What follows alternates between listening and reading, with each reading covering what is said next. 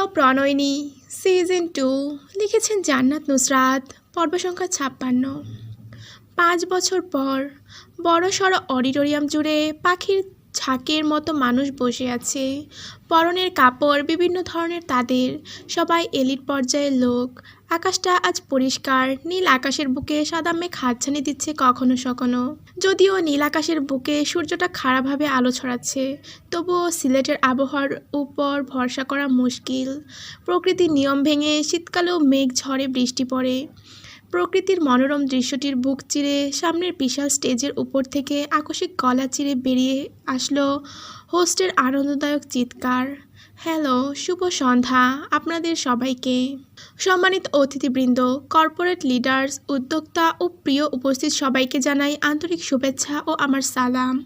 স্বাগতম জানাচ্ছি Bangladesh business excellent অ্যাওয়ার্ডসে। আমি আরমান শিকদার, আজকের এই সম্মানজনক আয়োজনের উপস্থাপক। কেমন আছেন আপনারা? আশা করি আমার মতোই ভালো আছেন। ভালো না থাকলেও কোনো বিষয় না, আজকের দিনটা এমন একটা দিন, মন খারাপে দূরে করে মুখ ফুটিয়ে দিবে একটুখানি হাসির ছোঁয়া। তো আপনারা কি উত্তেজিত এই বছরের বিজনেস বেস্ট টাইকুন অ্যাওয়ার্ডকে জিতে নিতে? তা কে জিতে নিয়েছে তা দেখার জন্য? আমি তো ভীষণ উত্তেজিত।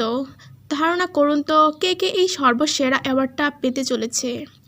আচ্ছা বাদ দিন, এত টেনশন নিতে হবে না, কারণ আপনাদের মধ্যে আরমান শিকদার উপস্থিত আছেন এবং তিনি জানিয়ে দিবেন এবারের অ্যাওয়ার্ডটাকে হাতছানি দিয়ে নিয়ে যেতে চলেছে কে। আর তার আগে একটু মস্তি মজা করাই যাক। যদিও কোনো প্রকার এনজয়মেন্ট না থাকলে তাহলে সেটা কোনো উৎসবই মনে হয় না।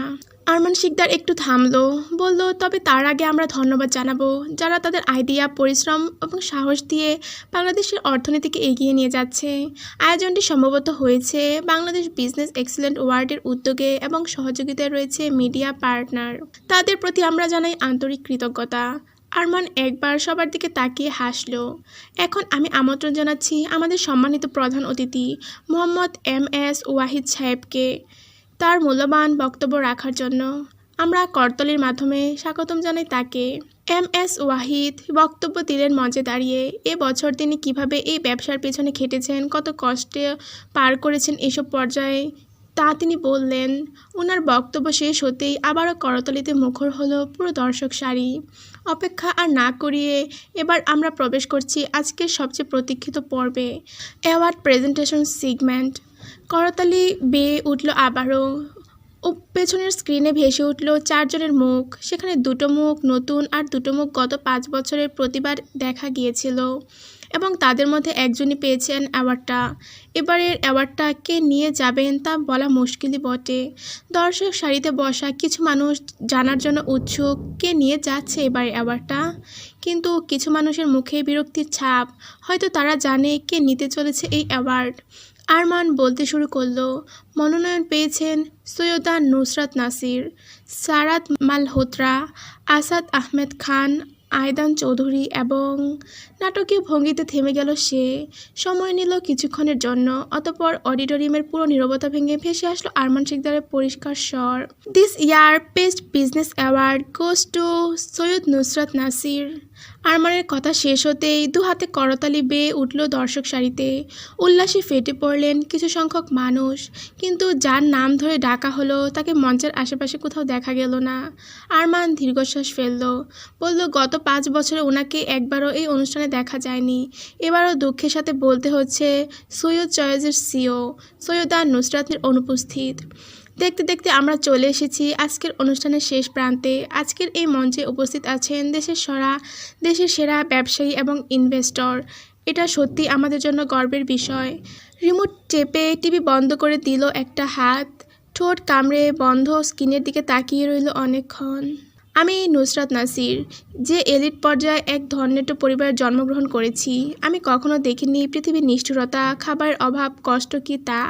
শুধু দেখেছি খুশি, উচ্ছ্বাস আর ভালোবাসা।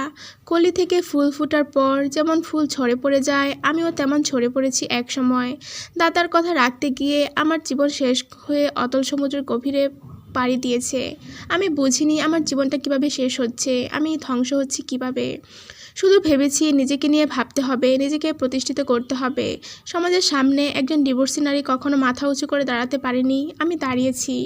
কিন্তু এই নিয়তি ও নিষ্ঠুরতার সাথে আমি টিকতে পারিনি, লড়াই করতে যেতে পারিনি। আমি পিছিয়ে গেছি আমার বাসনা থেকে। আমি নুসরাত নাসির, যে কখনো বাবার ব্যবসায় হাত দিতে চায়নি, সারা জীবন হাসি মজা করে কাটিয়ে দিতে চেয়েছি, সে আজ একজন সিও হিসেবে পুরো একটা ব্যবসা সামলাচ্ছে।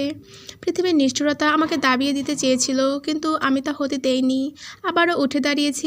নিজেকে ঝরা ওই ফুল হতে দেইনি মানুষকে, যাকে পেরিয়ে পিছিয়ে চলে যাক। আমি হয়ে উঠেছি সৈয়দ নাসির সাহেবের দ্বিতীয় কন্যা। আমি কখনো হারতে শিখিনি। বাস্তবতা যতই কঠিন হোক না কেন, নুসরাতরা কখনো হারে না। জীবনের নিষ্ঠুরতা পায়ে মারিয়ে এগিয়ে গিয়েছি নতুন ভবিষ্যতের দিকে। জীবনকে স্মরণীয় করতে, নিজেকে নতুনভাবে আবিষ্কার করতে আমি এই ব্যবসার দায়ভার নিজের কাঁধে তুলে নিয়েছি। অতীত এখন শুকনো গোলাপের মতো নিষ্প্রাণ। শৈশব কৈশোর ভুলে গিয়ে যুবতী হয়েছি আমি, যেখানে কোনো অনুভূতিরা আর বেঁচে নেই। 19 বছর বয়সে আমি নিজের নামের পাশে তালাকপ্রাপ্ত বা ডিভোর্সি নারীর ট্যাগ লাগিয়েছি। আমি নুসরাত নাসির জীবনের সকল ঝড়ঝাপটা সামলে এখনও বটবৃক্ষের ন্যায় এক জায়গায় টিকে আছি। জীবনের নিষ্ঠুরতায় অনেক কষ্ট পেয়েছি, তবুও নিজের ভেতর তা লুকিয়ে রেখেছি। কখনো মুখ ফুটে কাউকে কিছু বলিনি। অনেক সময় সেই পাওয়া কষ্টগুলোকে বাক্সবন্দি করে সমুদ্রের গভীরে ছুঁড়ে ফেলেছি, কোনো বিষ্ঠান নেয়। যারা কষ্ট দিয়েছে তাদের উত্তর দিয়েছি, কখনো নিজের চেহারায় সেই কষ্টের ছাপ উঠতে দিইনি। মানুষ তুফানকে ভয় পায় কারণ তাদের ইচ্ছাশক্তি নেই। আমি তুফানকে ভয় পাই না, কারণ আমি নিজেই একজন তুফান। যেদিকে যাই সব লণ্ডভণ্ড করে দিই। মেয়েরা ফুল পছন্দ করে, কিন্তু আমি করি না। আমি জানি ফুল পছন্দ করে নিরীহ নির্বোধ মেয়েরা। ফুলকে মানুষ পায়ে মারিয়ে পিষে চলে যায়, কিন্তু কাঁটা মানুষের হাতে ফুটে যায়, মানুষের কষ্টের কারণ হয়, তাই কাঁটাই আমার পছন্দ। আমি নুসরাত নাসির, যে হুঁশ জ্ঞান হওয়ার পর কখনো নিজেকে কাঁদতে দেখিনি। যারা কাঁদে তারা মানুষের চোখের সহানুভূতির পাত্রী। আমি কারোর চোখে সহানুভূতির পাত্রী হতে চাই না। কেউ আমার কান্না দেখুক, আমি তো পছন্দ করি না। আমি জীবনে একবার কান্না করেছিলাম জ্ঞান হওয়ার পর। নিজের করা বোকামির জন্য আমি আজও আত্মগ্লানিতে ভুগি। কেন আমি সেদিন কান্না করতে গিয়েছিলাম? এমন কোনো কাজ আমার দ্বারা হতে পারে তা আমি ভাবিনি। যাই হোক, অতীত এখন আমার কাছে শুধুই অতীত। অতীত ভেবে কখনো কান্না করা বা দুঃখ প্রকাশ করা আমার সাথে চায় না। এটা শুধু বোকারা করে। আমি নুসরাত নাসির, আমাকে কখনো দুঃখ কষ্ট অনুভূতি ছুঁতে পারে না, পারবেও না। আমি এমনই একজন পাথর, যেখানে মাথা ঠুকে মরে গেলেও কোনো উত্তর ভেসে আসবে না, কোনো সহানুভূতির একটা শব্দ বের হবে না। চুপচাপ হেঁটে এসে নুসরাত দাঁড়ালো জানালার সামনে। চোখ দুটো অন্ধকারে জ্বলজ্বল করছে। বাড়ির পেছনে বনের দিকে তাকিয়ে রইল নির্জীব নিষ্প্রাণ। কারো নড়াচড়া টের পাওয়া যাচ্ছে না। চোখ বন্ধ করতেই জীবনের ধূসর অনাকাঙ্ক্ষিত ঘটনা মনে পড়ল তার। ঠোঁট বাঁকালো তাচ্ছিল্য নিয়ে।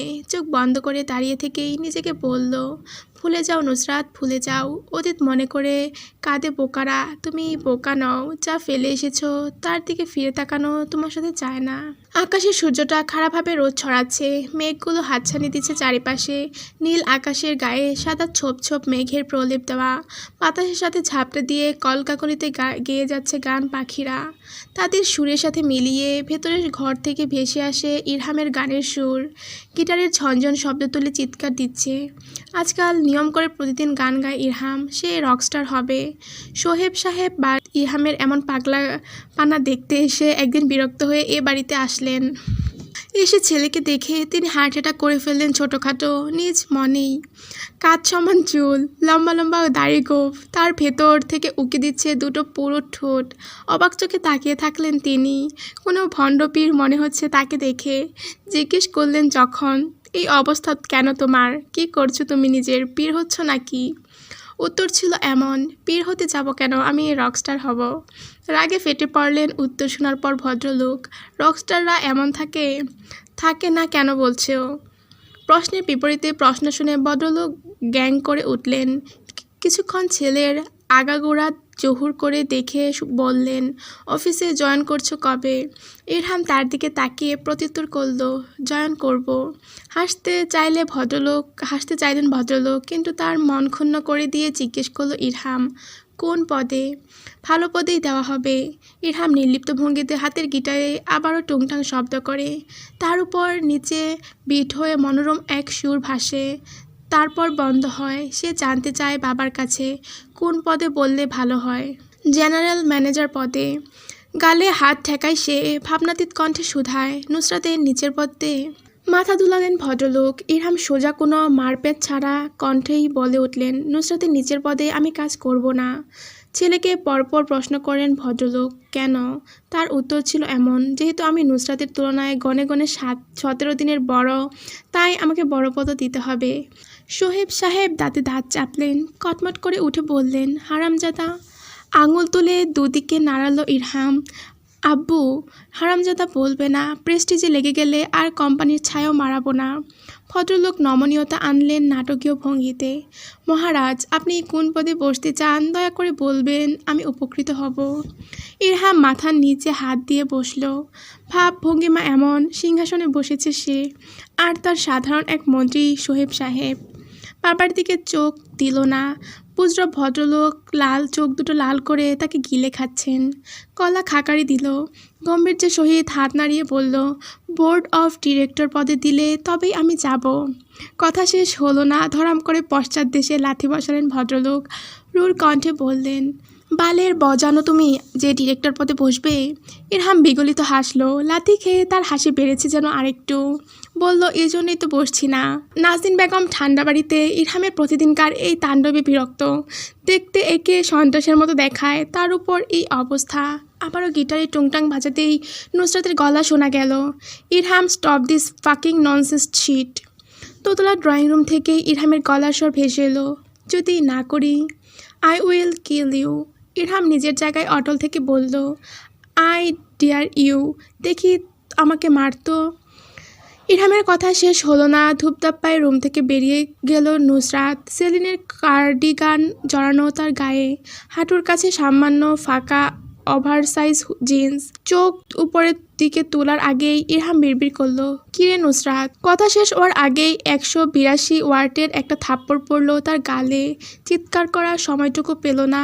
চোখ বন্ধ করতে কানের কাছে ভোবো করে শব্দ করে উঠল। এরপর আর কিছু বোঝার ক্ষমতা রইল না। সবকিছু অন্ধকার হয়ে আসলো তার চোখের সামনে। যখন জ্ঞান ফিরল, তখন চোখ খুঁজলে সুরভির ড্যাব ড্যাব চাহনি লক্ষ্য করলো নিচের দিকে। ঠোঁট চেপে হাসি আটকানোর চেষ্টা করছে মেয়েটা। ইরহাম উঠে বসতে নিল, কোথাও একটা টান পড়তেই কান ঝাঁঝিয়ে উঠল। মুখ দিয়ে বেরিয়ে আসলো অতর্কিত শব্দ।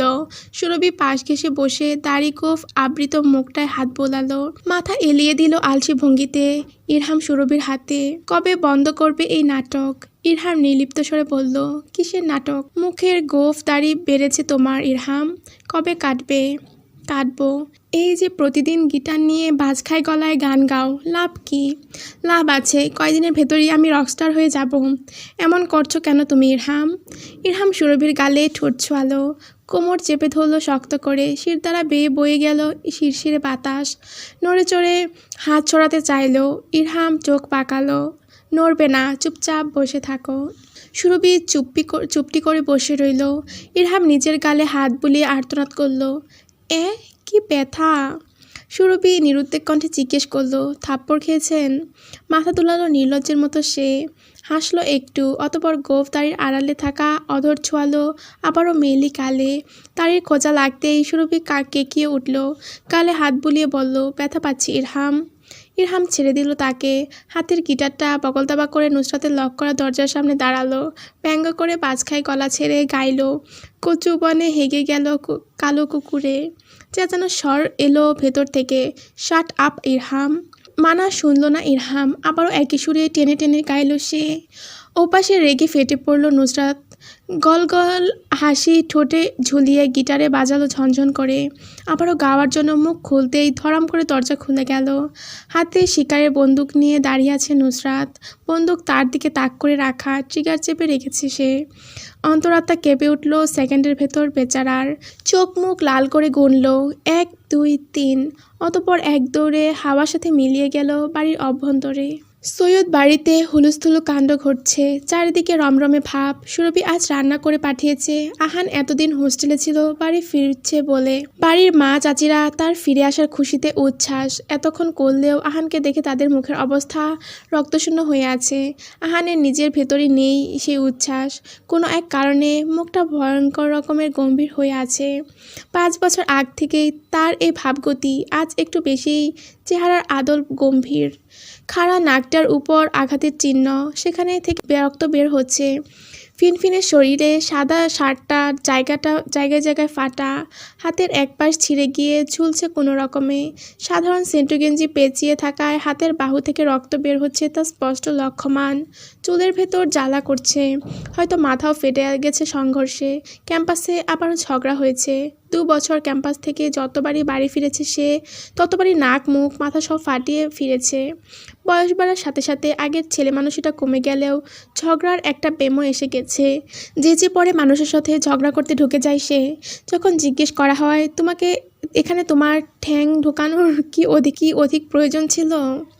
সন্ত্রাসের মতো তাকাবে সবার দিকে, বলবে কাঠখোট্টা গলায়, দরকার ছিল বলেই ঠ্যাং ঢুকিয়েছি। কি দরকার ছিল তা বলে না। মেয়ে ঘটিত সকল ধরনের ঝগড়ায় পাওয়া যায় তাকে। এর জন্য মার পড়ে এই বয়সে এসেও। সোহেব কোনো রকালে বাচ্চাদের মারধর করেন না, কিন্তু সোহেবের হাতে সে মার খাচ্ছে। আজ যদি এসে শোনেন আবারও ক্যাম্পাসে মেয়ে একটার পক্ষ ধরে হাতাপাই করতে এসেছে, তাহলে নির্ঘাত মার পড়বে। কিন্তু এ বিষয়ে সে ভাবশূন্য। মারলো কি বাঁচলো তাতে তার কিছুই যায় আসে না। ঝর্ণা বেগম চড় থাপ্পড় মেরেছিল অনেকবার, এমনকি নাজমিন বেগমও। তবুও সে অটল তার জায়গায়। অনর এই পদক্ষেপ থেকে কেউ নড়াতে পারছে না। সেদিন মারের সময়ে সোহেব সাহেব খেপাটে গলায় জিজ্ঞেস করলেন, মেয়েদের পক্ষ নিয়ে কেন তোমার এত ঝগড়া? দরজা বন্ধ ছিল। ওপাশে আহান নিশ্চুপ দাঁড়িয়ে চাচার সামনে কেমন করে তাকিয়ে থাকতে উত্তর দিল, বোন লাগে বোন। সোহেব চেতলেন যেন। বেল্টের বাড়ি পড়ল আবারও আহানের পিঠে। বাহিরে দাঁড়ানো রোহিণী বেগম চোখ কুঁচকালেন, হৃদয় কাঁপল ছেলেটার কষ্টে। তোমার বোন বাড়িতে আছে, বাহিরে বোন পাতাচ্ছ কেন? এত দরদ উতলাচ্ছে কেন? বোন নেই তোমার বাড়িতে? বাহিরে ঝগড়ায় চেঁচে পড়ে ঠ্যাং ঢোকাচ্ছ কেন? আহানের নিরুদ্বেগ কণ্ঠস্বর, ভ্রু উপরে তুলে তির্যক হাসল। ভেসে আসলো তার উত্তর, ইউ নো দ্যাট চাচু, বোনগুলো বোন নেই, ওগুলো কলের পুতুল হয়ে গেছে। তার জন্য দায়ী কারা জানেন? সোহেব সাহেব থমকালেন, দ্বিধা নিয়ে জিজ্ঞেস করলেন, কারা দায়ী? আহান তাচ্ছিল্যের সুর ভেসে আসলো পুরো রুমে। আপনারা। আমাদের কৈশোর নষ্ট করে দেওয়ার জন্য কারা দায়ী জানেন? আপনারা দায়ী। আমার বোনদের জীবন নষ্ট করে দেওয়ার জন্য কারা দায়ী জানেন? আপনারা। সব দোষ আপনাদের। এরপর আর আহান দাঁড়ালো না, বেরিয়ে গেল দরজা খুলে। মায়ের ছলছল চোখের দিকে ফিরেও তাকালো না। সোহেব সাহেব দাঁড়িয়ে রইলেন হাতে বেল্ট নিয়ে, টু শব্দটি করলেন না। আহানের বাক্যের বিরুদ্ধে কিছুই বললেন না তিনি। সেদিনের পর আর বাড়ি আসেনি সে। 2 মাস পর এ বাড়িতে পা পড়েছে তার। গোলুমোলু শরীরটা আগের মতো নেই, শক্তপোক্ত হয়ে গেছে। সোফায় পা ছড়িয়ে বসে শূন্য নেত্রে দেয়ালের দিকে তাকিয়ে থাকলো কিছু সময়। কি মনে করে উঠে দাঁড়ালো। খাবার না খেয়েই বেরিয়ে এলো বাহিরে। পেছন থেকে ডাক ভেসে এলো, তবুও সে শুনল না। মাটির দিকে চোখ স্থির করে হেঁটে চলে গেল সামনে। ভাবলেশীন তার দৃষ্টি। আকস্মিক ঝড়ের গতিতে পাশ কাটিয়ে তার থেকে একটু খাটো একটা মেয়ে দৌড়ে চলে গেল। আহান ঘাড় ঘুরিয়ে তাকালো, ডাকলো না, মেয়েটাও তাকালো না। কেমন অপরিচিতের মতো তার ব্যবহার। চেনা পরিচিত মুখটার একাংশ দেখতে পেল শুধু, পেছন থেকে ঝাপসা। শীত পড়েছে এবার পুরোদমেই। বছর ঘোরার আগে যেহেতু শীত এসেছে, সেহেতু মোটামুটি বেশ ভালোই শীত পড়বে তা ধারণা করা যাচ্ছে। গাছ হতে পাতা নিচে পড়ে পড়ে খালি হয়ে গেছে গাছ। বসন্ত আসবে যখন, তখন গাছের সমারোহ দেখা যাবে। বাতাসে মিষ্টি একটা গন্ধ, চারদিকে হাওয়ার উত্তাল সুর। এই বছর শীতে প্রকৃতি অবাক করে দিয়ে আকস্মিক ঝেঁপে বৃষ্টি নামলো। সেই বৃষ্টিতে ভিজল ইরহাম আর সুরভি। শীতে কাঁপতে কাঁপতে ইরহামের বুকে আশ্রয় নিতেই তাকে ঠেলে সরিয়ে দিল ছেলেটা। ইরহামকে এখন আর ছেলে বলা যায় না, আগের তুলনায় স্বাস্থ্যবান হয়েছে। শুভ্র মুখটা পুরুষালী অহং পেয়েছে, পেটানো খাঁজ কাটা পুরুষালী শরীর উচ্চতায় ছাড়িয়ে গিয়েছে বাড়ির সবাইকে। 6 ফুট 1 ইঞ্চিতে গিয়েছে গিয়ে ঠেকেছে সে। 5 বছর আগে সে নুসরাত তার কপালে এসে পড়তো, সেই নুসরাত এখন তার বাহুতে এসে পড়ে। এটাই তার কাছে বিগ অ্যাচিভমেন্ট। আগের মতো সব থাকলে হয়তো খেপানো যেত খেপাটাকে, কিন্তু এখন আর তা সম্ভব নয়। কেমন নিষ্পৃহ এই বাড়িতে তার অস্তিত্ব। আকাশে পেঁজা তুলার ন্যায় মেঘ খেলা করছে। ঘড়ির কাঁটায় ঠিক 9টা বেজে 25 মিনিট। সৈয়দ চয়েজের শোরুমে এসে ধীরে ধীরে প্রবেশ করছে স্টাফরা। ট্রান্সপারেন্ট গ্লাস দ্বারা বাইরে শোরুমে যা আছে জায়গায় ছড়িয়ে ছিটিয়ে কাজে লেগে পড়েছে সবাই। স্টাফদের বুকের ধড়ফড়ানিও বাড়ছে, চোখ দুটো ভয়ার্ত সবার। গত 2 মাসে 8 জন স্টাফকে ছাঁটাই করেছেন এখানের সিও। প্রতিদিনই একজন না একজনকে ছাঁটাই করেন তিনি। এখন না জানি রূপার নাম এসে যায় সেই লিস্টে, তা ভেবেই তার হৃৎপিণ্ড লাফায়। ম্যামের সামনে কথা বলতেই তো তার জান বেরিয়ে যায়। একজন মানুষের চোখগুলো এত উদাস হয় কী করে? মানুষের দিকে ঠান্ডা নজরে কীভাবে সে তাকায়? ভুলবশত রূপা ভাবনার অতলে ডুবে গিয়ে সেভাবে তাকানোর চেষ্টা করতেই মুখের সামনে ভেসে উঠল সেই উদাস নিষ্প্রাণ মুখটা আবারও। তার দিকে চেয়ে আছে নিষ্পলক। ভরকে গিয়ে সোজা হওয়ার আগেই উঁচু লম্বা মহিলাটার গম্ভীর নাক উঁচু স্বরটা কানের কাছে বাড়ি খেল। You are fire. Resignation letter দিয়ে যাও এই মেয়েকে। আগামীকাল থেকে যাতে আর না দেখি তোমাকে। কথা শেষ হওয়ার পূর্বেই রেজিগনেশন লেটার হাতে ধরিয়ে দেওয়া হলো। অতঃপর তার সকল পাওনা মিটিয়ে দিয়ে বের করে দেওয়া হলো শোরুমের বাহিরে। নুসরাত পায়ের আওয়াজ তুলে হেঁটে গেল সিঁড়ির দিকে। সৈয়দ চয়েজের 4র্থ তলা করা হয়েছে, সেখানে বসে সে। উপরে বসে নিচে সব কিছু নজর রাখে সে। নিজের শীতল রুমটায় প্রবেশ করে ঘুরে তাকালো রুবার দিকে। জিজ্ঞেস করলো, সিসি ক্যামেরা ঠিক করে দিয়ে গেছে? রুবা কথা বলল না ভয়ে, শুধু মাথা দুলালো দুপাশে। নুসরাত আঙুল তুলে চুটকি বাজিয়ে দেখালো রুমের বাইরে বেরিয়ে যাওয়ার জন্য। চুপচাপ কোনো প্রশ্ন ছাড়া ট্রান্সপারেন্ট রুমটার বাইরে বেরিয়ে গেল রুবা। দাঁড়ালো সোজা টান হয়ে। রুমটা সাউন্ডপ্রুফ এখনও না হওয়ায় ভেতরের কথা বাহিরে আসছে। আর চোখে তাকিয়ে দেখলো কল দিচ্ছে কাউকে ল্যান্ডলাইন থেকে। স্বরটা গম্ভীর অত্যাধিক মাত্রার। হাই হ্যালো বলবেন না, সোজা বলবেন ম্যাম। সিকিউরিটিরা ঠিক করে দেওয়ার কথা ছিল এসে গতকাল। 24 আওয়ার পার হয়ে গেল, কিন্তু এখনও ঠিক করা হলো না কেন? আমি কোনো এক্সকিউজ শুনতে চাই না। অপাশের লোকের মুখ শুকিয়ে গিয়েছে হয়তোবা ম্যামের কথা শুনে। আমতামতা করে কিছু বলতে নেবে, তার মুখের উপর ফোন কেটে দেওয়া হলো। শব্দ করে হাতের মোবাইলটা রেখে দেওয়া হলো টেবিলের উপর। অতঃপর 2 হাতে মাথা চেপে ওভাবে বসে রইল কিছু সময়।